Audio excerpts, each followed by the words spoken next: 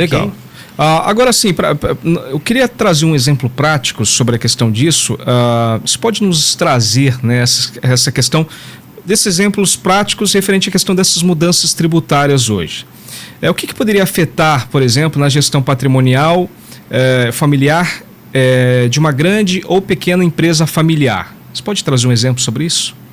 Sim, olha, exatamente um dos pontos que a gente trouxe aí, não só o patrimônio que está das pessoas que têm bens no exterior, mas também, aí já trazendo, né, para as pessoas que têm o patrimônio aqui no Brasil, essa mudança, essa regulamentação aí com relação ao domicílio fiscal impede, por exemplo, que você faça o planejamento e eleja o domicílio fiscal, porque você tinha essa possibilidade antes. E isso daí, com a reforma tributária, isso daí eles estão fechando essa porta. Então, basicamente, você vai levar em consideração ou a situação do bem, vamos imaginar, por exemplo, o imóvel. O imóvel está situado aqui em São Paulo. Okay. Então, mesmo que você quisesse, né, fazer a integralização desse bem dentro de uma holding e você fazer a doação dele lá no estado do Amazonas, por exemplo, né, você antecipar, fazer esse planejamento aí em vida, isso poderia ser um obstáculo. A partir da ideia de que você está ali interpretando o novo texto constitucional, porque você teria que levar em consideração a situação do bem e não o domicílio fiscal que foi eleito pelo próprio contribuinte.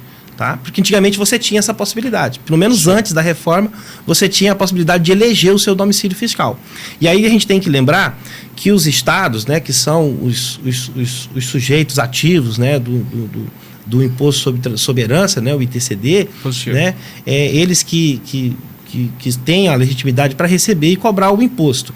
E aí, como cada estado tinha a sua alíquota, então, evidentemente, que você poderia ir lá e verificar em qual estado seria melhor você fazer o teu planejamento e eleger aquele estado para você poder fazer a integralização dos bens e até mesmo a transmissão, a doação em vida desse patrimônio para os seus herdeiros. E aí, evidentemente, que com essas modificações, isso daí vai sofrer um impacto bastante grande, na minha opinião. Tá? Esse aí seria o primeiro passo aí que a gente poderia destacar. Perfeito, perfeito. Eu acho que agora vamos falar um pouquinho, doutor, sobre a questão dos benefícios fiscais e também as exceções em que a gente tem.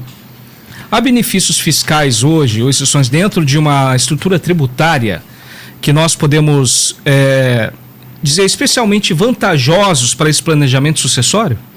Hoje, olha, eu diria para você o seguinte: como o Imposto sobre Herança, ele é do Estado, cada Estado tem as suas próprias regras. Tá? Então, poderia dizer para você aqui, por exemplo, o Estado de Rondônia, o Estado de São Paulo, por exemplo, você tem a possibilidade do diferimento do imposto quando você faz a doação da nupropriedade.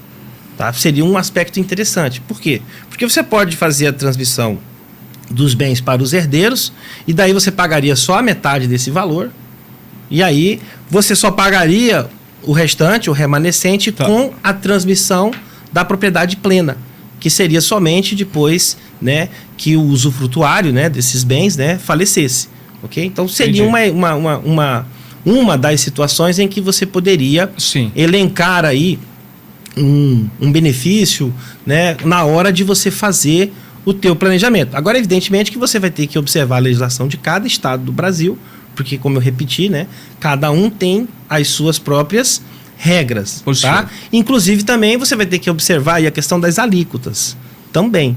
Tá? Inclusive, você tem estados que têm alíquotas com valores diferentes para doações e para a transmissão causa-morte.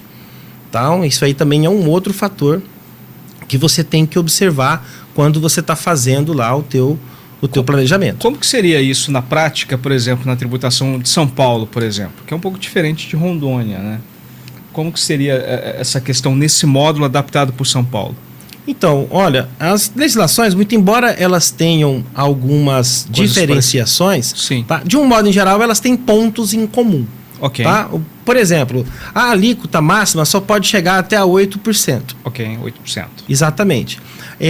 As regras com relação a domicílio, a gente tinha umas diferenciações, mas agora, com a entrada em vigência do novo texto constitucional, como eu disse, vou repetir, alguns juízes já estão entendendo, inclusive, que o texto constitucional pode nesse caso, ter até revogado naquilo que contraria né, os textos das normas estaduais. O que faz muito sentido, porque você não pode ter uma norma estadual se sobrepondo à própria Constituição. Mas, e também eu colocaria a questão da progressividade, que é um fator que entrou agora, recente, também a partir da reforma. Antes você não tinha essa possibilidade e agora você pode. Então você pode escalonar os valores das alíquotas a depender do tamanho do patrimônio que você está inventariando ou que você está doando, né? Resumindo, você pode cobrar mais em tese de quem tem mais, tá? Agora, o que a gente tem observado, e inclusive o que a gente tem escutado de alguns especialistas, é que nem sempre isso na prática reverte necessariamente em uma maior arrecadação para o Estado. Muito pelo contrário. O que a gente tem observado na prática é que as famílias, né, que são detentoras de grandes patrimônios, quando elas se deparam com regras que tributam de maneira mais pesada, então o que elas fazem? Normalmente elas se antecipam, transferem esse patrimônio, inclusive, para outros países, porque hoje o mundo é globalizado, então a gente tem que levar tudo isso aí, a gente tem que colocar na ponta do lápis, né?